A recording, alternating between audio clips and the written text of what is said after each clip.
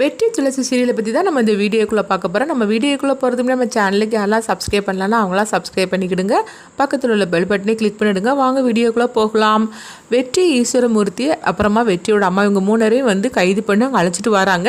அப்போ ஈஸ்வரமூர்த்தி சொல்கிறாங்க, அதாவது துளசி தானே எங்கள் மேலே கம்ப்ளைண்ட் கொடுத்தா, அவளே கம்ப்ளைண்ட்டை வாபஸ் வாங்குறேன்னு சொல்லிட்டா, அதுக்கப்புறமா எதுக்காக எங்களை அழைச்சிட்டு வந்திருக்கிறீங்க அப்படிங்கும்போது, இங்கே பாருங்கள், நீங்கள் சொன்னதுக்காக நான்லாம் ஒன்றும் உங்களை சொல்லடிலாம் கேட்டுட்டு இருக்க முடியாது அது அப்படின்னு சொல்லிடுறவும், இதை கேட்டதுமே ஈஸ்வரமூர்த்தி நினைக்கிறாங்க, இவர் வேணும்னே நம்மள மேலே திட்டம் மட்டும் இந்த மாதிரிக்கு பழி சுமத்தி இருக்கிறாரு அப்படின்னு சொல்லிக்கிட்டு துளசி மேலே எந்த தப்புமே இல்லை அப்படிங்கிற மாதிரிக்கு ஈஸ்வரமூர்த்தி நினைக்கிறாங்க. அப்போ பார்த்தோம்னா, நான் இப்போமே என்னுடைய லாயருக்கு நான் ஃபோன் பண்ணுறேன் அப்படின்னு ஈஸ்வரமூர்த்தி சொல்லவும், அவர் பார்த்தோம்னா அவங்க எல்லாருடைய மொபைலையும் வாங்கியிருந்தாங்க. இதை பார்த்துட்டு மீனாட்சி ரொம்பவே சந்தோஷப்பட்டுட்டு இருக்கவும், அப்போ அந்த அதிகாரி சொல்லிட்டு போகிறாங்க, இங்கே பாருங்கள், நான் வரந்தண்டி நீங்கள் அமைதியாக இருக்கணும், யார் ஃபோனையாவது எடுத்து நீங்கள் யாருக்காவது பேசுனீங்கன்னா அதுக்கப்புறமா என்னுடைய நடவடிக்கை ரொம்பவே கடுமையாக இருக்கும் அப்படின்னு சொல்லிட்டு அவங்க போகவும், அடுத்து பார்த்தோம்னா துளசி வந்துருந்தாங்க.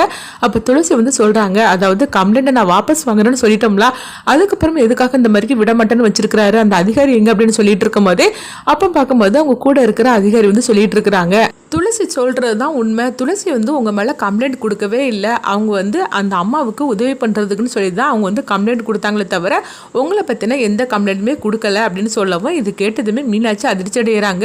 ஐயோ, இது என்னது, இவர் இப்படி நம்மளை போட்டு கொடுத்துருவாரு போலுக்கு அப்படின்னு சொல்லிட்டு இருக்கும் போதே, அடுத்து பார்த்தோம்னா ஈஸ்வரமூர்த்தி இது கேட்டு அதிர்ச்சி அடைகிறாங்க. அப்போ துளசி சொல்லிட்டு இருக்கிறாங்க, நான் அந்த லேடியோட வந்தோம்ல, அவங்களுடைய அதாவது ஃபோட்டோ ஏதாவது வேணும், அதனால இங்கே வீடியோ ஃபுட்டேஜ் எனக்கு தாங்கலை அப்படின்னு சொல்லும் போது, அவருக்கு மட்டும் தெரிஞ்சால் அவ்வளோதாம்மா, எங்களை வேலையை விட்டே தூக்கிடுவார் அப்படிங்கும்போது, அப்படிலாம் ஒன்றும் நடக்காது அப்படின்னு சொல்லிட்டு ஈஸ்வரமூர்த்தி சொல்கிறாங்க. அதனால் அந்த சிசிடிவி ஃபுட்டேஜ்லேருந்து அந்த ஃபோட்டோ எடுத்து நீங்கள் கொடுங்க அப்படிங்கவும், உடனே பார்த்தோம்னா அவரும் துளசிக்கு அந்த ஃபோட்டோவை அனுப்பி வைக்கிறாங்க. அப்போ துளசி பார்த்தோம்னா வெற்றிக்கிட்ட சொல்கிறாங்க, நீ ஒன்றும் கவலைப்பட வேண்டாம், இவளை எங்கே இருந்தாலும் நான் அழைச்சிட்டு வர அப்படின்னு சொல்லிட்டு துளசி அங்கேருந்து போகவும், இங்கே பார்த்தோம்னா ஈஸ்வரமூர்த்திகிட்ட வெற்றியோட அம்மா சொல்லிட்டு இருக்கிறாங்க, அவள் எல்லாம் நாடகம் ஆடிட்டு இருக்கிறா, அவள் சொல்கிறதெல்லாம் நீங்கள் நம்பாதீங்க அப்படின்னு சொல்லிட்டு இருக்கவும், இப்போ ஈஸ்வரமூர்த்தி சொல்கிறாங்க, இங்கே பாரு அபிராமி, நீ கொஞ்சம் அமைதியாக இருக்கிறியா அப்படின்னு சொல்லவும், இங்கே பார்த்தோம்னா மீனாட்சி ரொம்பவே பதட்டம் அடைகிறாங்க. அடுத்து பார்த்தோம்னா வெற்றியோட ஃப்ரெண்டை வச்சு அவங்க அந்த ரேடியோ கண்டுபிடிச்சிருந்தாங்க துளசி. அது மட்டும் இல்லாமல் அந்த ரேடியோ கண்டுபிடிச்சி இது யார் பண்ணுனாங்க அப்படின்னு சொல்லி கேட்கும்போது, திவ்யா தான் இது எல்லாத்துக்கும் காரணம் அப்படிங்கவும், திவ்யாவை இந்த இடத்துக்கு வரவழைக்கிறாங்க. வரவழைச்சிட்டு அவங்க பேசுகிற மாதிரிக்கு வாக்குமூலத்தை எடுத்துருந்தாங்க துளசி. எடுத்தது மட்டும் இல்லாமல் அது வீடியோலேயே ரெக்கார்டு பண்ணி வச்சுருந்தாங்க. அடுத்ததாக துளசி திவ்யா கிட்ட சொல்கிறாங்க, இது எல்லாத்துக்கான நீ தானா அப்படின்னு சொல்லி கேட்டுட்டு இருக்கவும், திவ்யா இதை கொஞ்சம் கூட எதிர்பார்க்கவே இல்லை.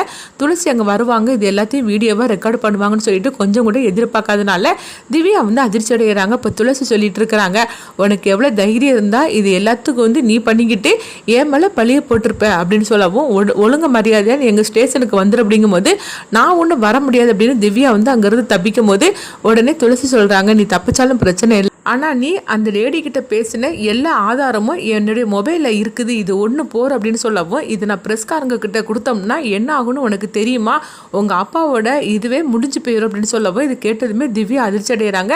அப்போ திவ்யா துளசி கிட்ட கெஞ்ச ஆரம்பிச்சிருந்தாங்க, தயவு செய்து இந்த வீடியோ ஆதாரத்தை நீ கொடுத்துரு, நான் சொல்கிறது கேளு, நீ என்ன சொன்னாலும் நான் கேட்குறேன் அப்படிங்கவும், அப்படியா என் கூட நீ நேராக ஸ்டேஷனுக்கு வா அப்படின்னு சொல்லவும், அப்போ திவ்யா வரமாட்டேன்னு சொல்கிறாங்க, நீ வரலன்னா இந்த வீடியோ ஆதாரத்தை நான் ப்ரெஸ்காரங்க கிட்ட கொடுத்துருவேன், அப்புறம் என்ன நடக்கும்னு தெரியும்ல, உங்க அப்பாவோட பேரே கெட்டு போயிரும் அப்படின்னு சொல்லவும், உடனே திவ்யாவை வர்றதுக்கு சம்மதிச்சிருந்தாங்க. அடுத்து பார்த்தோம்னா துளசி திவ்யா அழைச்சிட்டு நேராக ஸ்டேஷனுக்கு வராங்க. திவ்யாவை பார்த்ததுமே மீனாட்சி அதிர்ச்சி அடைகிறாங்க, ஐயோ இந்த துளசி என்ன திவ்யாவோட வந்திருக்கிறா அப்படின்னு சொல்லிட்டு அவங்க அதிர்ச்சி அடையவும், அப்போ திவ்யா கிட்ட மீனாட்சி கண்ணை காட்டுறாங்க. திவ்யா எதுவுமே பேசாமல் அமைதியாக வரவும், அந்த அதிகாரி பார்த்தோம்னா திவ்யா பார்த்தோமே அவங்களும் அதிர்ச்சி அடைகிறாங்க, என்னது திவ்யாவோட அவங்க வராங்க அப்படின்னு சொல்லிட்டு. அப்போ துளசி சொல்லிட்டு இருக்கிறாங்க, இந்த எல்லா பிரச்சனைக்கு காரணம் இவாதான் அப்படின்னு சொல்லவும், இதை பார்த்ததுமே ஈஸ்வரமூர்த்தி அதுக்கப்புறமா அவங்களுடைய ஒய்ஃபு எல்லாருமே அதிர்ச்சி அடைகிறாங்க, எதுக்குமா நீ அப்படி இந்த மாதிரிலாம் பண்ணுன அப்படின்னு சொல்லி கேட்கவும், உடனே திவ்யா சொல்கிறாங்க, ஆமாம் வெற்றி எனக்கு கிடைக்கல, அதனால தான் நான் இந்த மாதிரிக்கு நான் துளசி மேலே